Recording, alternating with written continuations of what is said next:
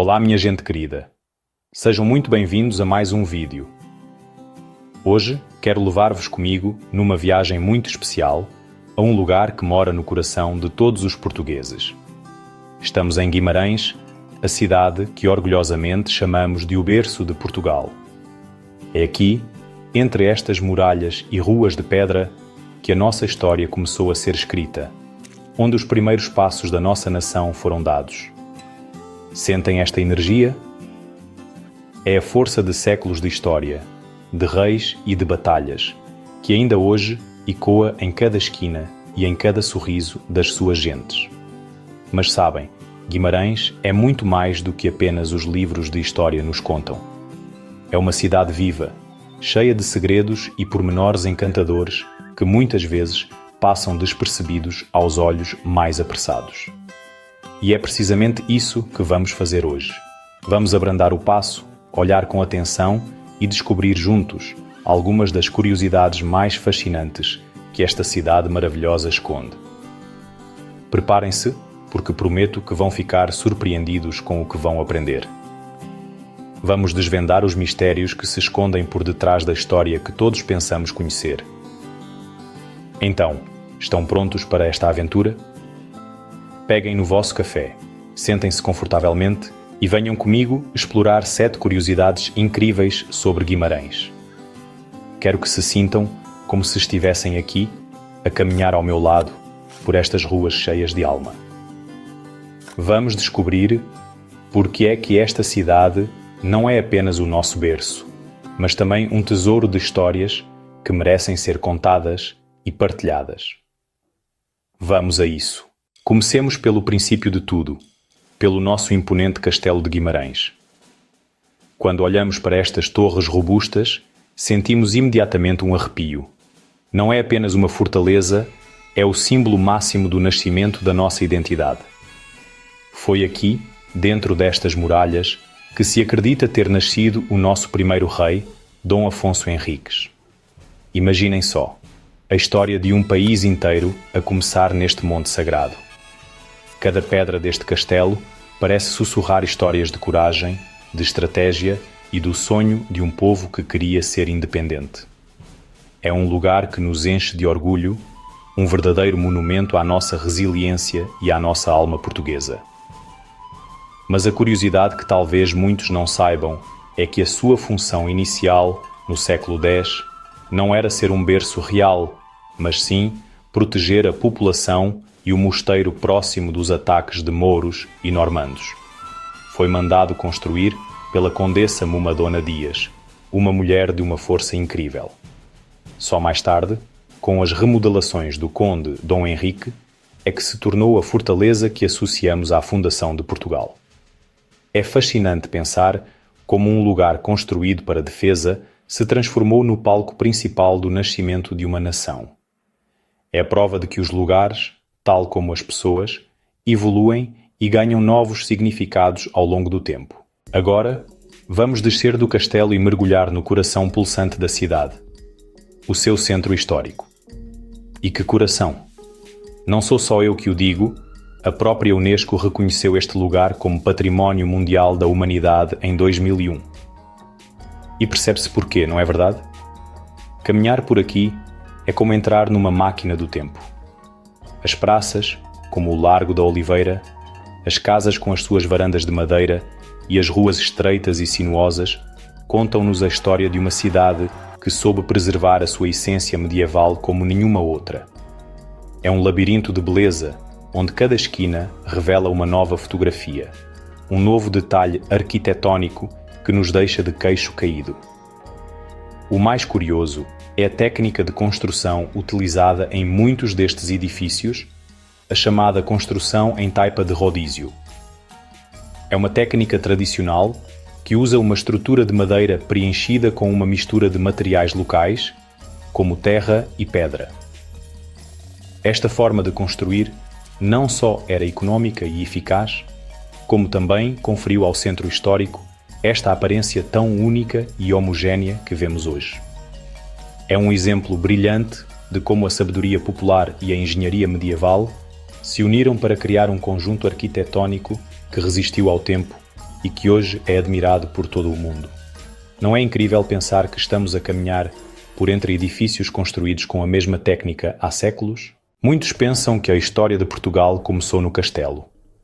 Mas a verdade é que foi um evento decisivo, ocorrido a poucos quilómetros daqui, que selou o nosso destino. Falo da Batalha de São Mamed, em 1128. Este não foi apenas um confronto qualquer, foi o momento da verdade para Dom Afonso Henriques. De um lado, ele, com as suas tropas, lutando pela autonomia do condado portucalense. Do outro, as forças da sua própria mãe, Dona Teresa, que defendia uma ligação mais forte ao reino de Leão e Castela. Imaginem o drama, um filho a lutar contra a mãe pelo futuro de um povo. Esta batalha foi o verdadeiro ponto de viragem. A vitória de Dom Afonso Henriques neste campo de batalha foi o passo fundamental que abriu caminho para a independência de Portugal. Foi aqui que a sua autoridade foi consolidada e que o sonho de um reino independente começou a tornar-se uma realidade palpável. Muitas vezes, focamo-nos nas grandes conquistas e nas datas oficiais, mas foi neste confronto familiar e político que a semente da nação portuguesa germinou verdadeiramente. A Batalha de São Mamed é, por isso, o episódio zero da nossa história como país soberano. É a prova de que, por vezes, as maiores nações nascem dos conflitos mais pessoais e intensos. Preparem-se para se sentirem parte da realeza, porque vamos agora visitar o Paço dos Duques de Bragança. Este palácio é uma visão, não acham?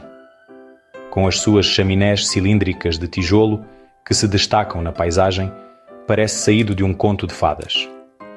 Construído no século XV por Dom Afonso, o primeiro Duque de Bragança, este palácio é um exemplar magnífico da arquitetura senhorial europeia. A sua inspiração vem dos grandes palácios de França, o que o torna único em Portugal. Passear pelos seus salões, admirar as tapeçarias gigantescas e o mobiliário de época é fazer uma viagem a um tempo de opulência e poder. O mais fascinante é que este palácio, que hoje vemos tão imponente, esteve em ruínas durante séculos. Após a mudança da Casa de Bragança para Vila Viçosa, o paço foi abandonado e chegou a ser usado como quartel militar, sofrendo uma degradação imensa.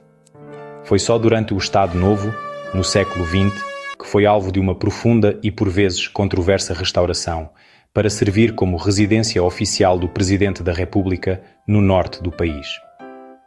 É incrível pensar que este símbolo de poder quase desapareceu.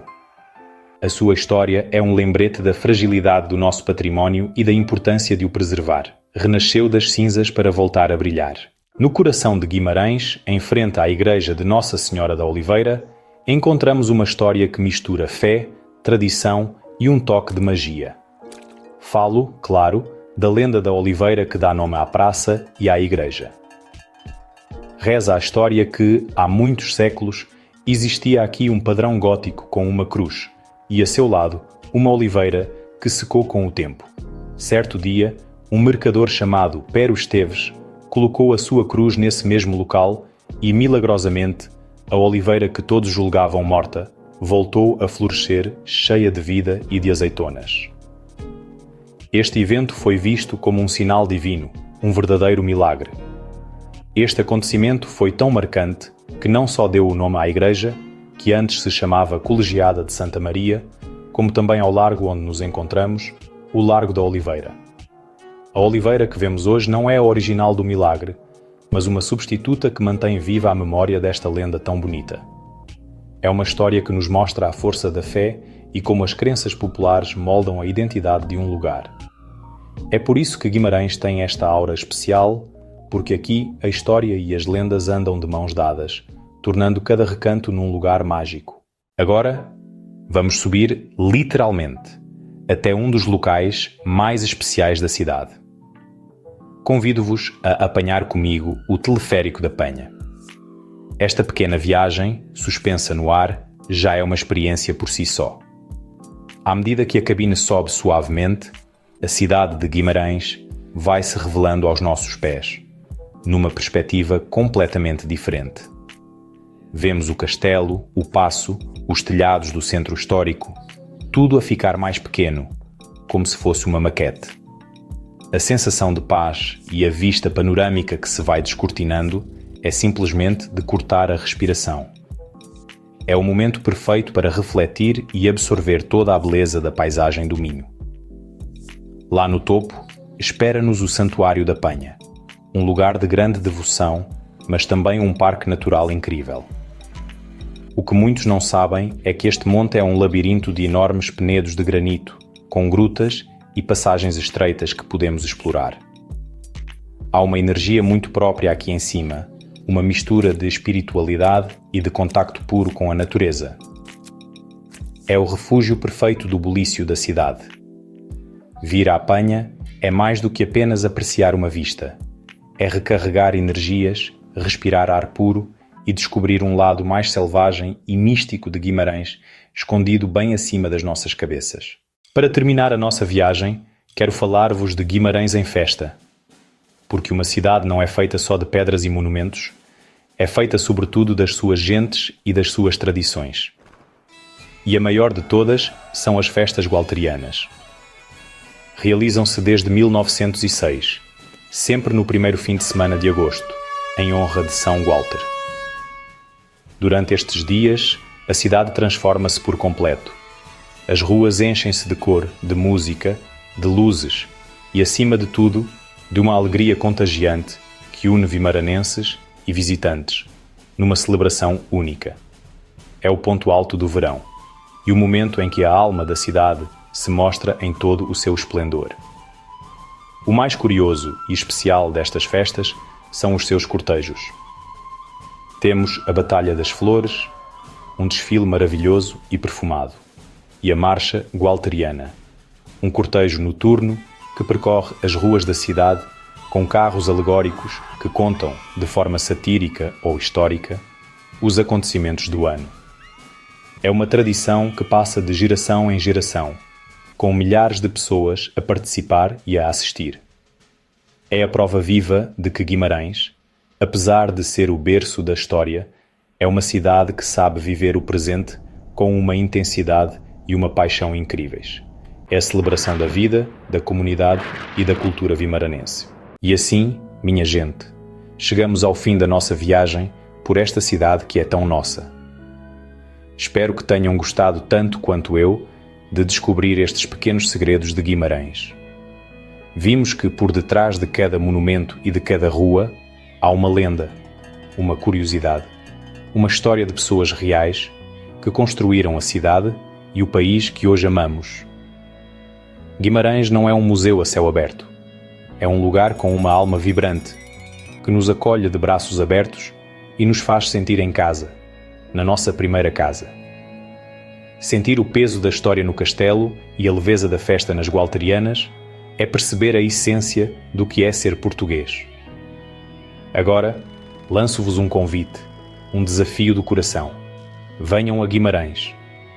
Não venham apenas para tirar uma fotografia junto à famosa inscrição na muralha.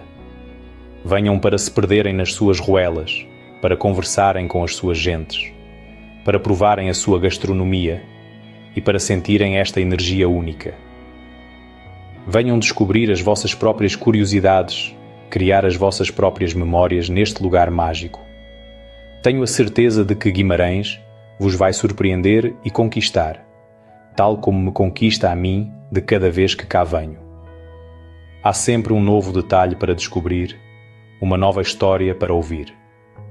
Muito obrigada por me terem acompanhado nesta aventura.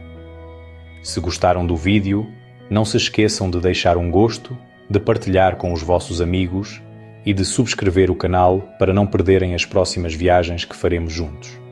E claro, deixem nos comentários qual destas curiosidades vos surpreendeu mais. Já conheciam Guimarães? Contem-me tudo. Um beijinho muito grande no vosso coração e, como sempre, vemo-nos no próximo vídeo. Até lá, sejam felizes.